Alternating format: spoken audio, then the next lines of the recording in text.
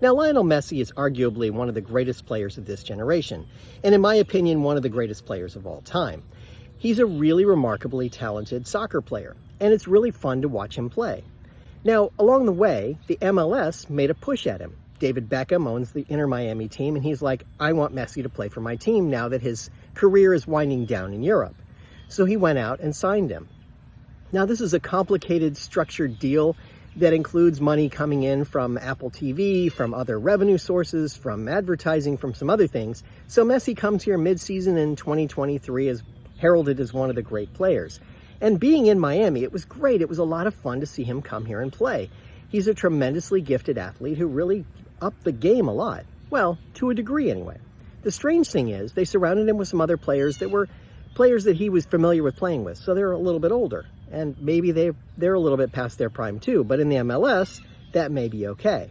And that came true over the summer when we had the Club World Cup.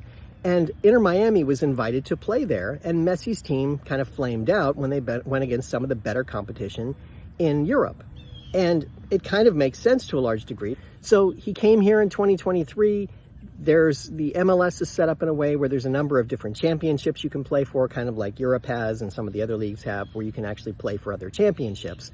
And there's a number of them on the table. And in the 2023 season, they won one of them.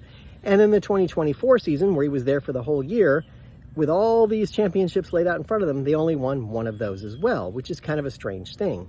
And now here we are in 2025. He had signed a 2.5-year contract. When this season ends, he's done. It looks like he probably won't win many championships this year either, but it still remains to be seen. A couple of them are still up for grabs. And now he's nearing the end of his 2.5-year contract. And the question is, what's Messi going to do next? And there's talk about him going back to Europe and maybe playing for a smaller market, or maybe just playing off the bench for a bigger market, or perhaps going to Argentina. There is some discussion about him staying with the MLS, but he's not exactly content as far as anyone can tell. Now enter the MLS All-Star Game. Messi is the face of the MLS. He was selected, of course, to be an All-Star. And he declined. He said, you know what? I'm going to take the time to recuperate and not play. And the MLS came back and said, you're the face of the franchise. You have to play. And he said, no, I'm not going to play. So they suspended him for a game. And reportedly, that pissed him off.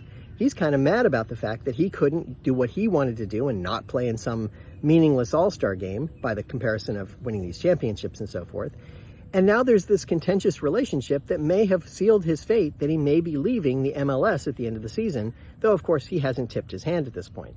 But the MLS is kind of in a weird situation and can't quite figure out what to do with him.